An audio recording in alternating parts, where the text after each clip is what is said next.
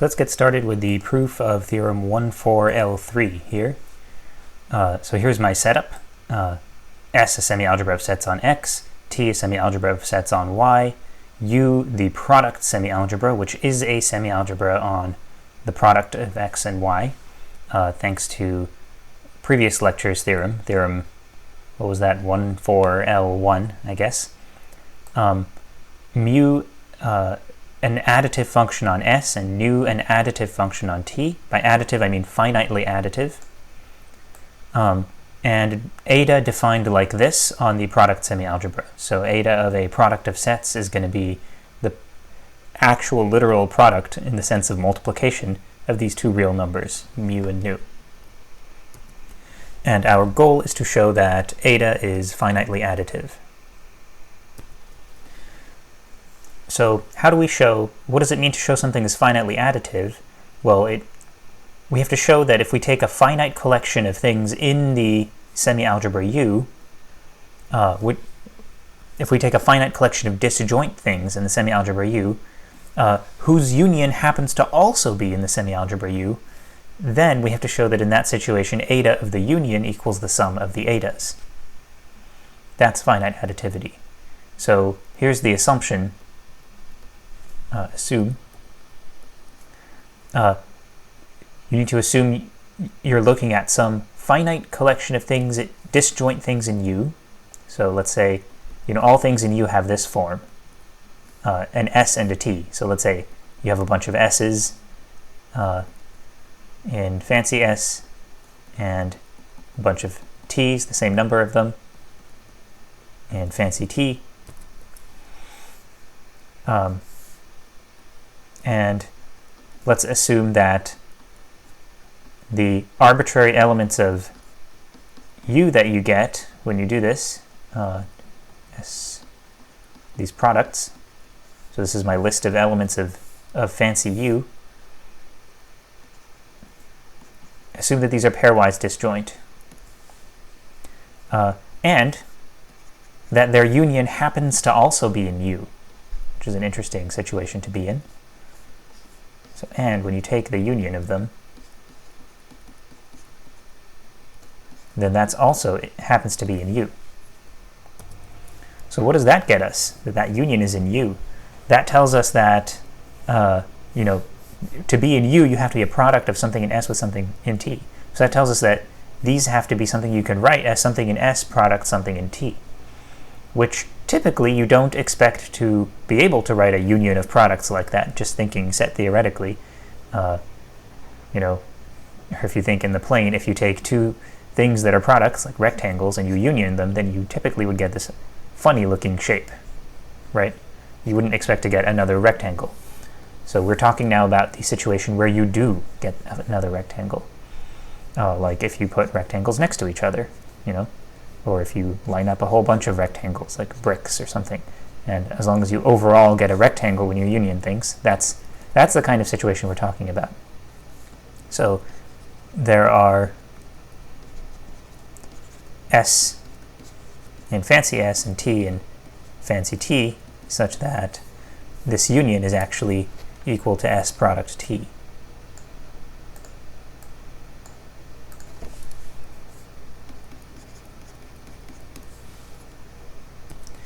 So here's what you should imagine if you're pretending that X is the real line and Y is the real line or something like that. Let's say you're pretending that these semi-algebras consist of intervals, fancy S and fancy T, then the things in fancy U are literally rectangles in the plane. And here we're looking at a situation where you have a bunch of disjoint rectangles that union up to give you another rectangle. So here's just a picture that I have in my head of, while I'm working this out, of a bunch of rectangles unioning up to give you one giant rectangle. So imagine that, each of SI cross TI is one of these rectangles, and then S is like this edge, and T is this edge, and the big rectangle is the product. Now what do we have to prove? So we must prove that eta of the union is the eta of this thing, eta of the union, is the sum of the etas. So in other words, this eta, the sum of the etas applies to these individual things equals eta of the whole big thing. Okay, I want to now get something out of the way. It's going to be super annoying later on if one of the s's or one of the t's ends up being the empty set. And it's totally possible with the current setup, since that would just make one of these Cartesian products be empty, or maybe even more than one, and that would technically be disjoint from things. So let's just rule that out here, or not rule it out, but deal with it or reduce to the case where it's not annoying. So let's think about what would happen if one of the s's or one of the t's is empty. Then the corresponding Cartesian product in this list would be empty, and when we look at this union here, that would contribute nothing, right? It would be unioning in an empty set. And when we look at the sum on the left-hand side of what we're trying to prove, this is our goal here, then, well, eta of the empty set, that is going to be 0. How do I know? I can't say that's because eta is additive. I'm actually trying to prove eta is additive. But I know because mu and nu are additive. And if I do eta of an empty set, well, I can only get an empty set if either s or t is empty, and then one of these factors in this product is 0. So if you have an empty set showing up in this list of products, then it can be deleted from this union, and it wouldn't change what you have here, and it can be deleted from this sum since it's contributing 0, and the problem reduces to a version of the problem that does not have the empty set showing up in the list. So all that is to say, we may assume that none of these products is empty, and therefore that none of the s's and none of the t's are empty. All non-empty.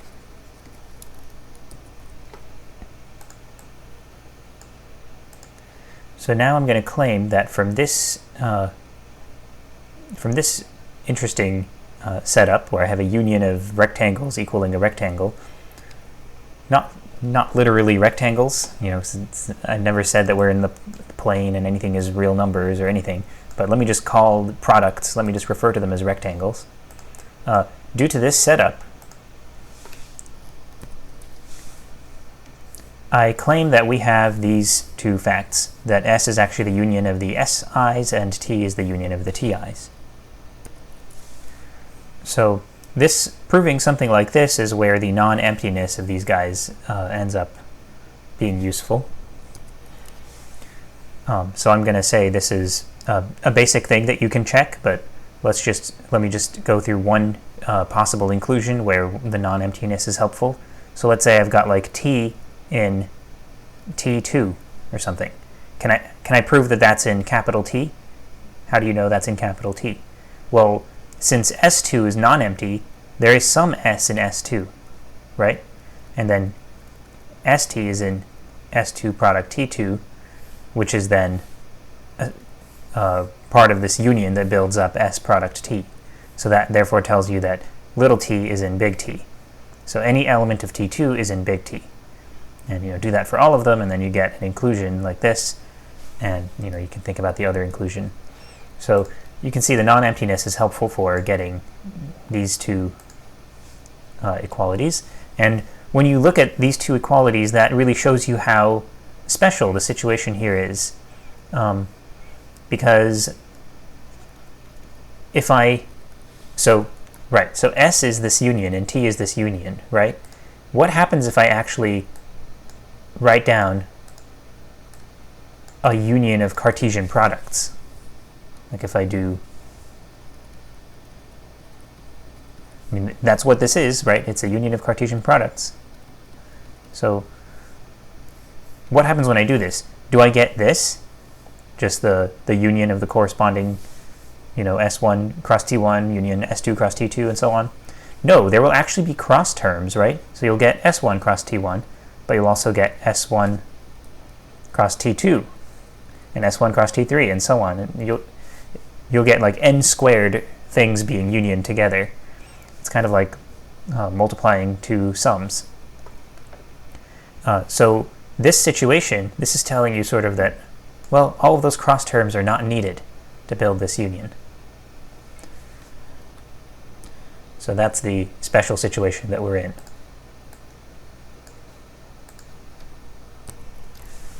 All right, so S is a union of things in a semi-algebra, right? And T is a union of things in a semi-algebra.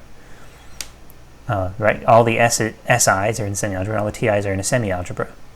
And we have this lemma, which says that if you have a union of things in a semi-algebra, then you can, even if your original union is not a disjoint union, even if there are overlaps among the green fragments here, you can always break things up, further fragment things, to get it to be a disjoint union of things actually in the semi-algebra.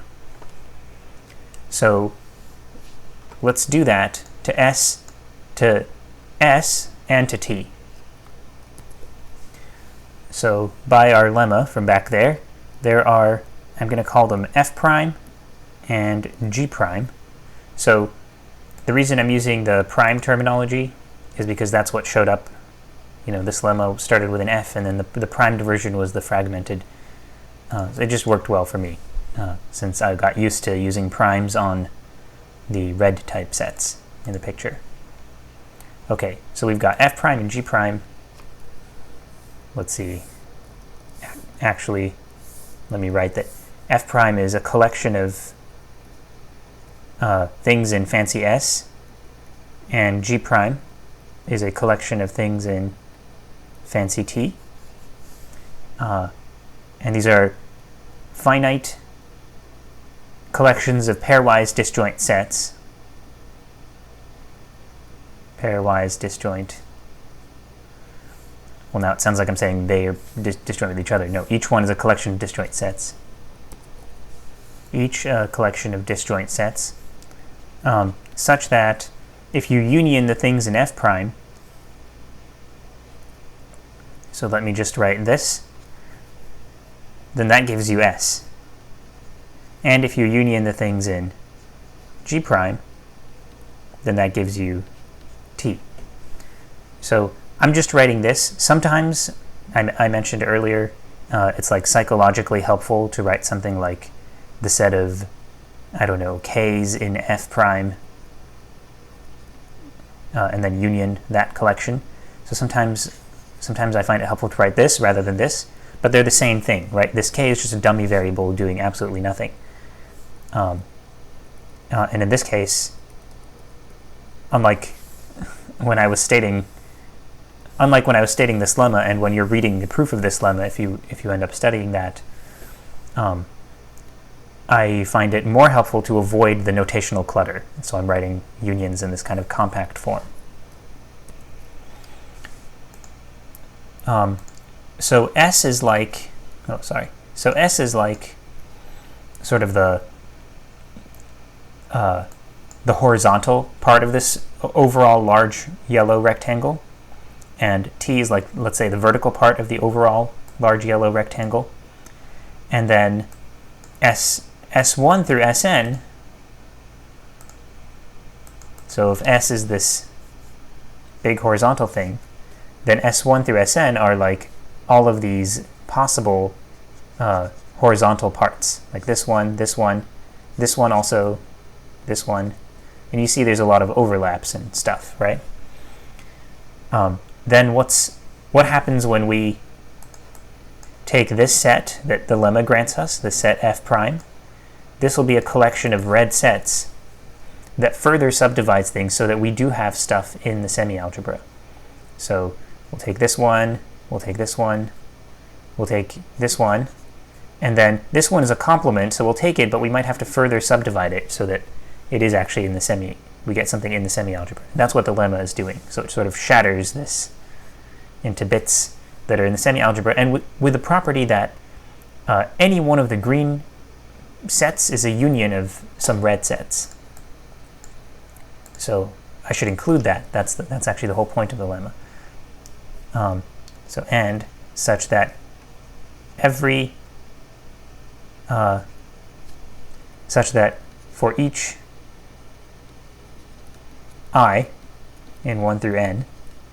So for each one of these SIs or TIs, SI is a union of red sets, of elements of F prime, of things in F prime.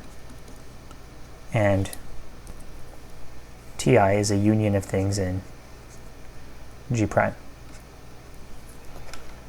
Yeah, and then the T would just be like the vertical side of things. So, you know, I see this is maybe one of the TIs, this is another one, here's another one, another one, another one.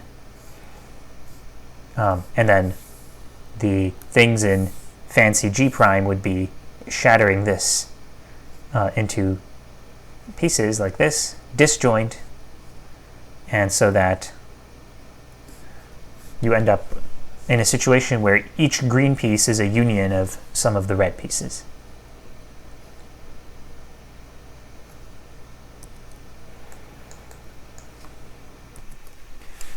So now, since all of the things in F prime are pairwise disjoint, F prime is really a partition, you could say, of the set S. And so now we can finally use our assumed additivity of mu and nu. So let's see here. Since mu is additive, we have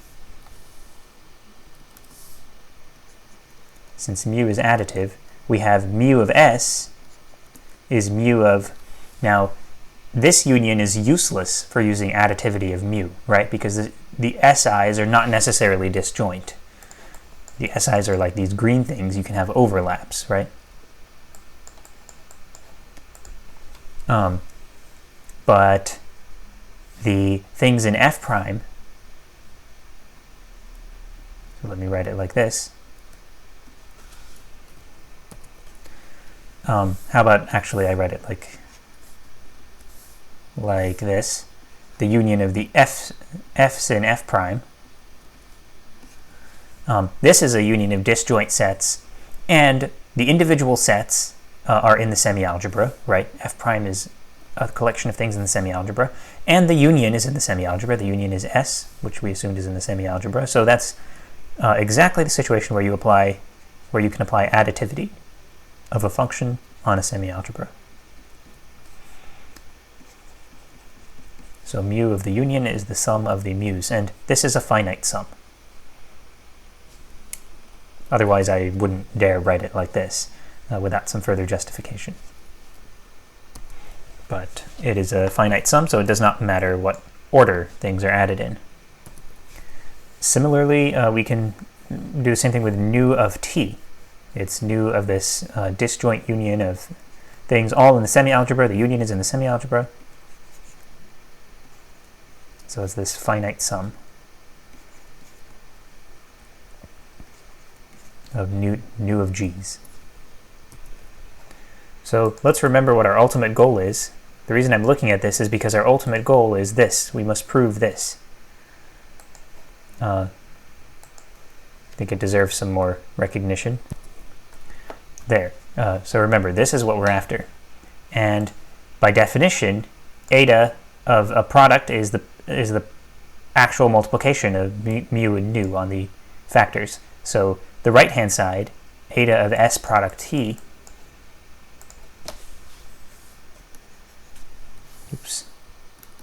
eta of S product T, the right-hand side of the equality we're trying to work out, is mu of S times nu of T.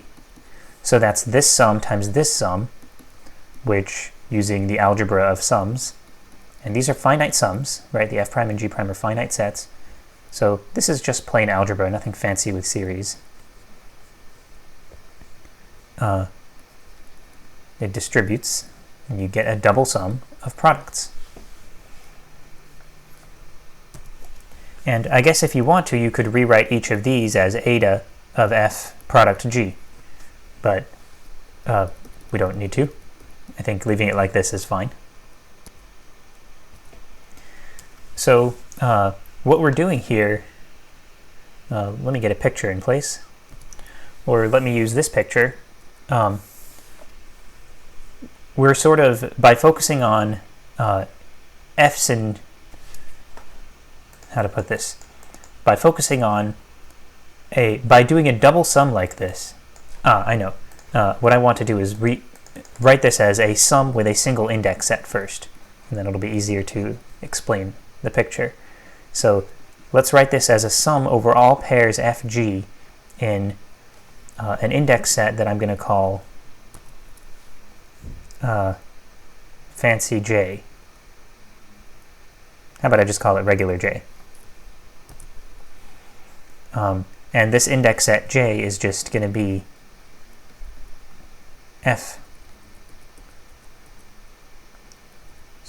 j is going to be f prime product g prime.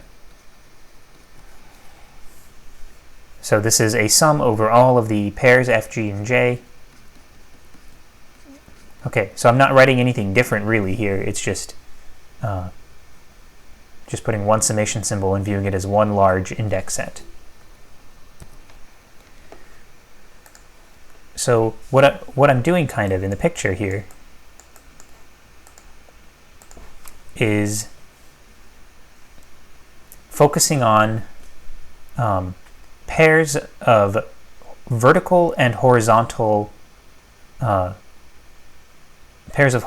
vertical red segments, and all possible pairings of horizontal and vertical. So like if you're thinking of mu of a segment times nu of a segment as measuring the area of the corresponding box, then like this red segment product this is like this box. So here's a way of putting it. We are kind of taking this box and we're looking at eta of this box as in terms of a subdivision into a nice lined up grid, right? So originally the yellows are not so lined up, but here I'm going to line things up in a nice grid like this, and there might be even more subdivisions just to ensure that everything involved is actually in the semi-algebra. So this picture is how I think of the index set j, is I'm sort of running over all squares that I create here, or rectangles. So this sum is running over all these rectangles in the nice lined up subdivision. Okay, so that's nice. We worked out a nice way of writing out the right-hand side of our goal. Our goal is here. That's the right-hand side. What about the left-hand side? So we need to think about eta of each of these things. Each of these, S1 product T1 through Sn product Tn, each of these is one of the yellow sets, right? But the nice thing about the way in which we subdivided things is that we've cut things up so that each yellow set, each yellow box,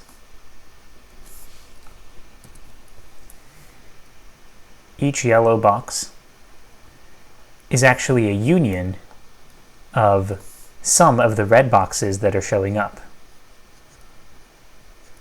So that's going to be the next part to work out.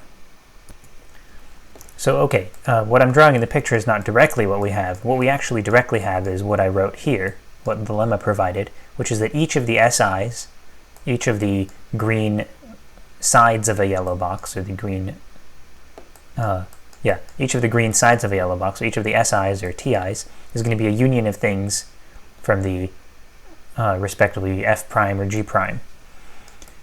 So here's a way we can get something out of that. Each SI is going to be, let's see, each SI is a union of some things in fancy F prime, right? It'll actually be the union of the one, then it follows that it's the union of those things that are subsets of it from F prime. So it's the union of the things in F prime such that they are subset of SI. So if it is a union of things in F prime, then that union can be written like this. Similarly, each TI is going to be some kind of union of things in fancy G prime, And so you could write the union like this. It's the union of the ones that are inside it. So now looking at the terms on the left-hand side of what we're trying to prove, let's look at an eta of Si cross Ti. Eta of Si cross Ti. Well, the definition of eta is just this. We already knew that. Mu Si nu Ti multiplied together. But now we actually have written Si as a union of disjoint things that are subsets of it, right? These are disjoint because everything in F prime is pairwise disjoint. So this one is actually a sum, and this one is a sum, and it's these sums. So we're using the additivity of mu and nu again. These F's are all in the semi-algebra, since F prime is a collection of things in the semi-algebra by construction. You union everything up and you get something in the semi-algebra. That was by assumption. And so you turn them into these sums. So it'll be a sum of mu F's and nu G's. And maybe I can be lazy here.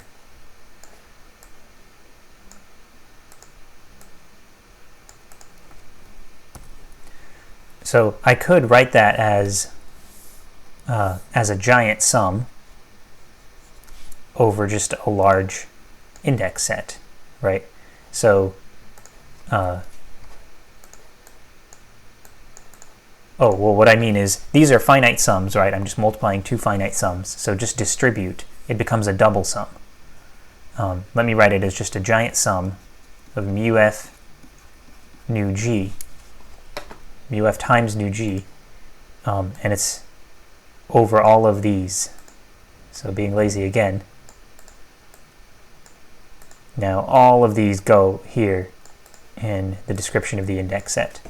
So it's a sum over all this stuff. Okay, maybe we can describe that better. We can say this is the sum of the mu F nu G's running over FG pairs in, and then let's define an index set based on this. Let's call it J sub I.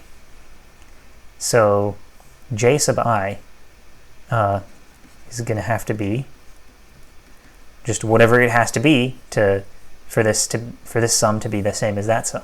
So this stuff is going to be, let's see, so it'll be the collection of pairs FG.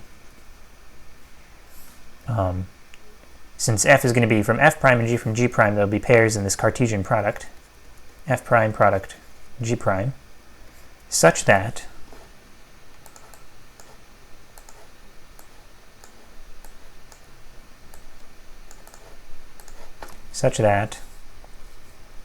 F is contained in Si and G is contained in Ti.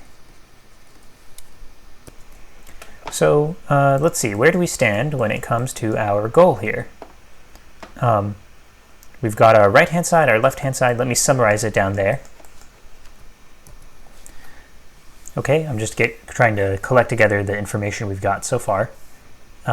We've got our index set J of these and the Ji's, and then the sum over the FG pairs and J of mu's and times nu's gives us eta of S product T. That's the right-hand side of what we're trying to prove. And then if you add the same things up, but only over what I've called Ji here, then that seems to give us eta of Si product Ti here. The left-hand side of what we're trying to, of the equality that we're trying to prove, has a sum over from I equals 1 to n of the eta of these products. And we want this equality. That's what we're going for. So here's kind of my picture again. And we've subdivided things, right? So like here in this picture, yeah, we've already subdivided things, kind of like this. And possibly further into even a finer grid if needed to ensure that everything is in the semi-algebra. And then with the sum on the right-hand side, if you imagine that mu of f times nu of g is giving us the area of one of these squares, then the sum on the right-hand side is running over all of these, right? It's just adding them all up as you go through the grid. So it's just going through this Cartesian product as an index set. And then on the left-hand side, it's written in pieces like this. So for any given I, if you fix I, then SI product TI is going to be one of these yellow rectangles, and the sum here is like the sum of only the red subregions inside that rectangle. So this overall sum here is saying for each yellow rectangle, add up all of the red rectangles inside that yellow rectangle, and add those up over all the yellow rectangles. Well, yeah, that seems from the picture like it should work, and it should be the same as just adding up all the red rectangles. So that's basically the entire content of this theorem, that it's possible to make subdivisions to make that work. But still, how do we actually see that these two sums are equal? So let me get the picture out of the way. Well, it's sums of the same things, it's just over different index sets. So the mu f nu g is the same, but it's just sums over different index sets. If we can show that every term from the sum on the right side shows up exactly once on the left side, and every term on the left side, if we can establish a one-to-one correspondence between the terms that show up on the left side and the terms on the right side, then that would do it, right? So getting that kind of one-to-one correspondence means getting a bijection between the index sets. So like J should be in bijection with the index set for this sum over here, which is the disjoint union of the Ji's. So to get that to work, you need to know that the Ji's basically are disjoint and that they union up to give you J. So in other words, you need to know that that the Ji's partition J, so that the sum on the left is just a different way of collecting terms for the sum on the right. So we need that the Ji's partition J, meaning their union is J and that they are disjoint. And that would do to prove the equality and then finish the proof of the theorem. So let me keep the definition of J's in view down here. Let's work on this. So first question, are the Ji actually disjoint? So let's suppose that you have Ji and Jj non-empty. So let's say, or non-empty intersection. So let's say that there's something in there, things in there look like pairs, Fg, let's say. So what that means is you have a situation where F is inside Si, and so F is in Ji, so that means F is a subset of Si. Also F is in Jj, so that means F is a subset of Sj. I'm just using the definition of J here. So F is a subset of both. And similarly, G is a subset of both Ti and Tj, right? So then if you do F product G, then that would be a subset of Si intersect Ti product Sj intersect Tj. That makes absolutely no sense. I'm sorry. Si intersect F is a subset of Si intersect Sj. Maybe that's a better way of putting it. And G is a subset of Ti intersect Tj. So we have this. Okay, but you can write this as like Si product Ti intersect Sj product Tj. But hang on, these products are supposed to be disjoint, right? Like way back, where where we introduce those. Assume that we've got these, we're trying to show Ada's additive, right? So we took a collection of finitely many disjoint things in U. So we assume these products are disjoint. And so that means if two of them have non-empty intersection, then actually they are the same one that you were looking at. Yeah, so does this mean that these two have non-empty intersection? Well, as long as F product G is non-empty, which, damn, maybe they can be actually empty. Could F or G be empty? I may have forgotten something. This is kind of annoying. Okay, so F and G are supposed to be elements of fancy F prime and fancy G prime, respectively. Let me go back to where I introduced fancy F prime and fancy G prime. That was over here when we were applying that lemma. There are fancy F prime and fancy G prime, finite collections of disjoint sets. That does not preclude them from containing the empty set, such that this stuff... Yeah, I'm not seeing anything that keeps the empty set out of there. But how about I just throw in a comment here? When we introduce these, I think we may assume, how about one of these? We may assume that empty set is not in F prime and is also not in G prime. So let's just assume that. Why may we assume this? Because if it were in there, just kick it out. Just boot it out, and all of this stuff should still work. You still have a finite collection of disjoint sets. The union is not affected if you just remove the empty set from the collection of things you're unioning together. And these facts that this and that are unions of things and there, these are not affected. So, okay, now, since I added that comment, F and G are non-empty, so their product is non-empty. So the fact that they're inside here tells us that this intersection is non-empty, which, since these are the collection of SI product TIs were supposed to be a collection of disjoint, pairwise disjoint things, that tells us that I equals J. So therefore I equals J. Okay, great. So these index sets J sub I are disjoint.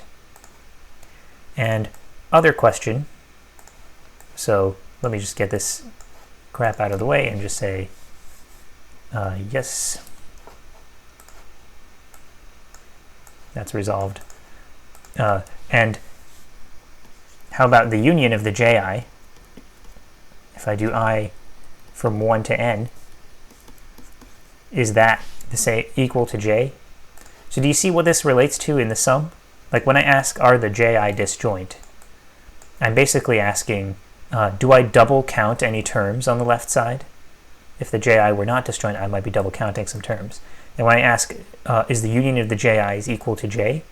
Then I'm asking, does every term on the right side show up at least once on the left side? So these are things you have to check to make sure that you have the same terms being added on both sides. So it's certainly true that everything that's in one of the Ji's is in J, right? That's just because, just look at the definition of Ji. It can be a collection of things in fancy F prime product, fancy G prime. So the Ji's are all subsets of J. But it's this inclusion that we question. So let's take some FG pair in J, right? So F is just something in fancy F prime, and G is something in fancy G prime. Now, where am I going to get an I such that F is a subset of SI? And where am I going to get an I so that G is a subset of TI? I could just try to take any old SI that shares an element with F. I mean, after all of the SIs are unions of things from fancy F prime, right? This is worth revisiting. The SIs are unions of things in fancy F prime, and the TIs are unions of things in fancy G prime. So I could just take any old SI that contains something from F, but there might be multiple options, right? And what I need is that it works for the same I. So I need the same I having F being inside SI and G being inside TI. So here's where that special situation that we're in comes in. So F product G, if you take F product G, then that's contained in S product T, right? I mean, the union of things in F prime gives you S, the union of things in G prime gives you T. So all this stuff is living in the S product T world, the big overall yellow rectangle. And we're in a special situation where this is a union of just these S1 product T1 union up through Sn product Tn, right? And luckily, we've now arranged it so that the F and G are non-empty. So F product G is non-empty. So it's a non-empty subset of this union. So that means it has non-empty intersection with at least one of these sets. So there is an I such that F product G intersect SI product TI is non-empty. That means there's something that is in F and in SI, and there's something that is in G and in TI, right? So then F intersect SI is non-empty, and G intersect TI is non-empty. So let's go back for a moment to that lemma back here. There was a final bullet point that I included just to help not get distracted by these points later on, which says that if you take one of your, so let me use the term green sets for the big sets that possibly overlap, so that corresponds to what we're calling SIs and TIs. And let me use the term red sets for the subdivided disjoint ones, so that corresponds to elements of our fancy F prime, fancy G prime over there. So this says whenever you have a red set and a green set touching, so having a meeting, having a non-empty intersection, then the red set is a subset of the green set. So going back here we have a red set and a green set, and they're touching. A red set and a green set, and they're touching. So by the last point from that lemma, because of the way that lemma arranges things, the red set is contained in the green set. The red set is contained in the green set. And that's what we needed, right? So let me try to get everything in view here. That's what we needed up here. So this pair is then in Ji. And we have shown that if you start with anything in J, then it's in at least one of the Ji's for some I. You see it really relied on this special situation that we're in, where we have a union of rectangles that gives you a rectangle. All right, so that proves that that those sums are the same, and that was the goal, right? So we've now got that this sum is the same as this sum, despite the different way of grouping terms. And so we have reached, since these sums were these two sides, we've reached this goal. We have shown that eta is additive. And I'm going to erase the word proof here, since if you include the video and the talking through it, then I think it's a proof, but with just the writing, it's very, very messy. I wouldn't call this a proof. All right, so we now have this. And we can immediately start to use this. So we've got our, so remember we had our semi-algebra of sets. This was a semi-algebra of sets on the unit interval, right? And we expanded to an algebra of sets like this later. But let's just stick with the semi-algebra for a moment. We had our additive function, lambda, right, that takes the supremum minus the infimum of a non-empty interval and then just sends an empty interval to 0. So we had this non-negative additive now what we can do is, well, using the theorem from the previous lecture, we already said we can product, and that will have a semi-algebra on it, which is given by just producting things from there, right? And after you do that, then you can apply that theorem again and product again. And then you can do it again, and you can do it as many times as you want, and that'll work. And the theorem that we just now proved tells us that if you take your lambda, then you can extend it, not extend it, but you can define a new additive function, and it will be additive on this product by just multiplying the values of lambda on factors. So you can say the area of a rectangle can be defined to be the product of the lengths of the sides. That's kind of what we proved, right? That works, and it gives you an additive function, that getting areas of rectangles works. So let me clean this up a bit here. So again, you can iterate and kind of use induction to build up from the sort of binary result that we have. So we have something that's just talking about a product of two things, x product y, and then this. But if you then tack on things one at a time, each time looking at a product of two things, then you can build up an additive function bit by bit. And the overall formula will be, well, eta of giant, n-fold Cartesian product equals n-fold multiplication of the individual measures being applied. So here's our semi-algebra. Oh, sorry, I want to do n-fold product. So like S, just products of n-fold products of intervals. So rectangles and rectangular prisms and higher versions of those things. All of these are in there. And lambda,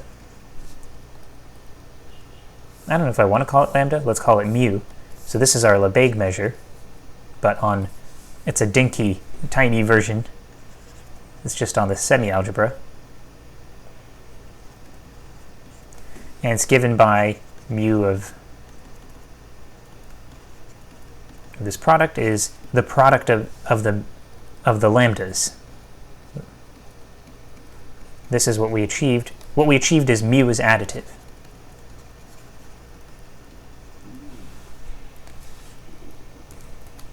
Okay, and I'm saying it excitedly like it's some huge result or something. It's really considered to be trivial, I guess. I'm excited because of all the details that had to be worked out to get this. And then now we also know that we can extend mu, we can extend u, or we can generate an algebra out of the semi-algebra u, and then we can extend mu uniquely additively to the algebra generated by u. So let A be the algebra of sets on our unit hypercube or whatever, generated by u, and then mu extends uniquely, extends additively to a unique, let's also call it mu, also non-negative like this, and it will also be additive. That's what I mean by extend additively. And will it be countably additive? Well, we have an additive function on an algebra of sets, and we have an additive non-negative function on an algebra of sets. So if we want it to be countably additive, one good way to show, one sufficient condition, is to find a compact approximating class for this function. And so that's what we've been calling fancy k. So what can we take fancy k to be? You can take it to be unions, finite unions of what were called n cells in Rudin. But that's not really very standard terminology. That's just what we used in Rudin. meaning n-fold products of closed intervals, specifically closed intervals. So these are closed and bounded subsets of Rn, closed and bounded subsets of this closed subset of Rn also. So they are compact in this metric space by the Heine-Borel theorem, the Rn version of the Heine-Borel theorem that we proved in 118b. So by the Heine-Borel theorem from 118b, this K is a collection of compact sets, which is enough to make it a compact class. But is it an approximating class for mu? If so, then we'll get for free that mu is countably additive. Okay, so by Heine-Borel, it's a compact class.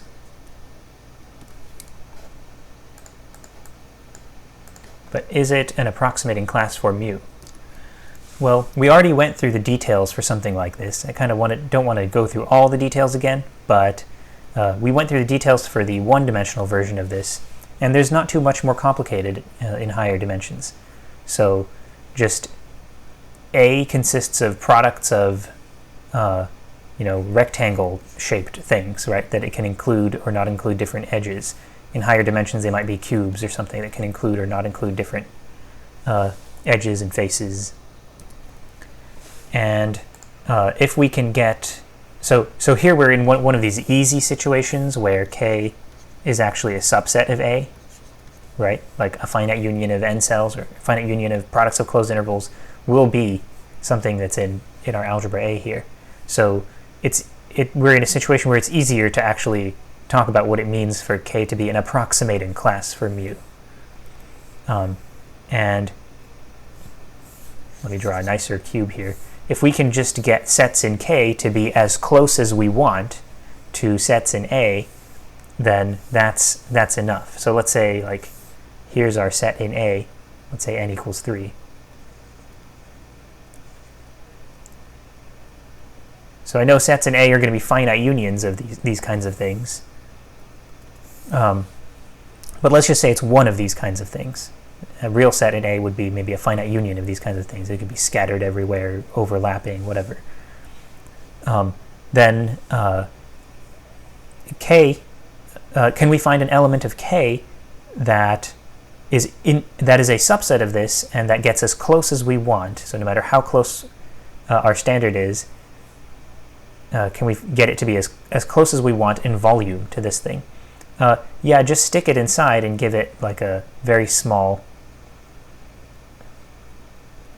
make it very close, right? I say stick it inside because the green set, which is the one in A, might actually not include certain of the faces, right? Like maybe it's 0, a half, product, product something else. You might be excluding endpoints and end up with something that excludes certain faces or something. So just make sure that your yellow set, which is my thing in K, is stuffed well inside, but by just making it creep up close to the edge of these faces, you can make it have pretty small volume, to make the difference be small volume. And when I say area and volume and stuff like that, I literally am talking about area and volume now. Usually we're sort of a general discussion, and I'm just like, oh, this abstract measure thing, it could mean anything. Maybe it's probability or something like that. But no, here I literally mean area and volume, because we're talking about mu, which is defined like this. These lambdas are defined as actual literal length. Okay, and if you have a finite union of green boxes, then you can just stuff your yellow boxes, if you have n green boxes, stuff your yellow boxes n times closer, and you'll get your volume left over in between being as small as you want still. Okay, I admit that this was kind of a bad argument, but I'm really running out of time. I think the lecture has run too long. And yeah, I feel like you could fill in the details and show that this is an approximating class for mu, based on the trick that we pulled last time with the n equals 1 case. All right, so I'll end there, and hopefully next time we can get started with the next section, section 1.5.